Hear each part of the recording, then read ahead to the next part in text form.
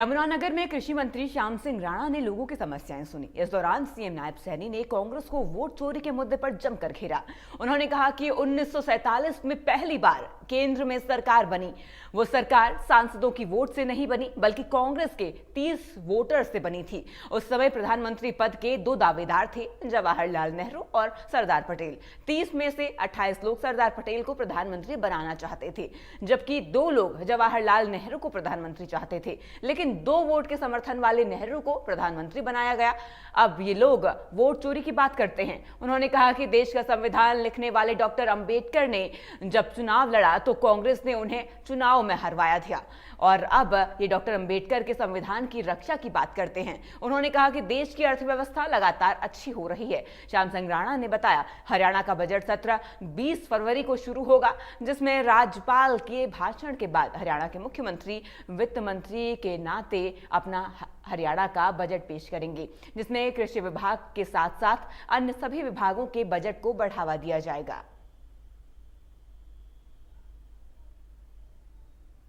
अब ये कांग्रेस वाले जो कह रहे हैं, ये तो जी वोट चोरी कर रहे, संविधान को तोड़ रहे, समझौते गलत कर रहे। अब विपक्ष है, विपक्ष बोलेगा तो उसकी बात भी सुननी पड़ेगी। अब लोगों को आ गया पूरी तरह से समझाने का वक्त। अपना देश 1947 के अंदर आजाद हुआ। जब 47 में सरकार बनी, उस टाइम इलेक्शन तो नहीं था, इलेक्शन तो नहीं होया, एमपी से तो बनी ना सरकार। कैसे बनी? कांग्रेस की 30 वोट थी।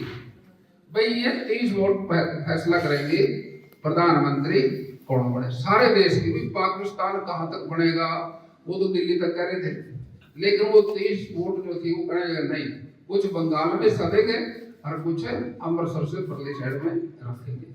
तो यानी कि उन्होंने फैसले किए, उनके फैसले माने गए। और जब प्रधानमंत्री की बारी आई तो उनसे पूछा, भाई किसको बनाओगे? पंडित जवाहरलाल नेहरू भी है और वल्लभ भाई सरदार पटेल भी है। तो 2 वोट तो थी पंडित जवाहरलाल जी के पक्ष में और 28 वोट थे सरदार जी के पक्ष में, वल्लभ भाई पटेल जी के पक्ष में। तो बना कौन? 2 वाला। लेकिन अम्बेडकर जी ने बहुत ज्यादा काम किया, वो प्रधान थे। अब वो उसका नाम है, उस शख्स ने बड़ी मेहनत करी, और जब वो इलेक्शन लड़ने लगा कांग्रेस ने उसको कैंडिडेट करवा दिया, उसको भी नहीं आगे आने दिया।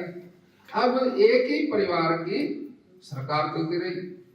राजनारायण ने इंदिरा गांधी को हरा दिया इलाहाबाद के इलेक्शन में, और इंदिरा गांधी कहती मैं तो इलेक्शन कमीशन की बात नहीं मानते। और अब क्या कह रहे ये भाई इलेक्शन कमीशन उसके ऊपर आरोप लगा रहे, तो मानने से इनकार किसने किया? इंदिरा गांधी ने। फिर हाई कोर्ट गए, जज ने फैसला करा भी तुम हार गई, जो जज की बात भी नहीं मानते। फिर इमरजेंसी लगा दी। इमरजेंसी में 18 महीने लोग जेल में रहे। अब संविधान की बात ये करते हैं। अब ये आपके सामने एक ही पार्टी का शासन। अब देश के अंदर 2014 से पहले सरकारें तो बदली, लेकिन लगातार काम नहीं कर पाई, बीच में दूसरे आते रहे। 2014 से लेके बीजेपी की सरकार आ गई लगातार। अब लगातार आने पे दिक्कत होगी। अब दिक्कत वो अपनी दिक्कत को समझते नहीं, बीमारी क्यों नहीं आई, और बीजेपी की आ गई। लेकिन बीजेपी की सरकार कैसे आई, कांग्रेस की सरकार 47 में कैसे आई? वो तो बिना चुनाव के आई। भारतीय जनता पार्टी ने पहले संगठन बनाया।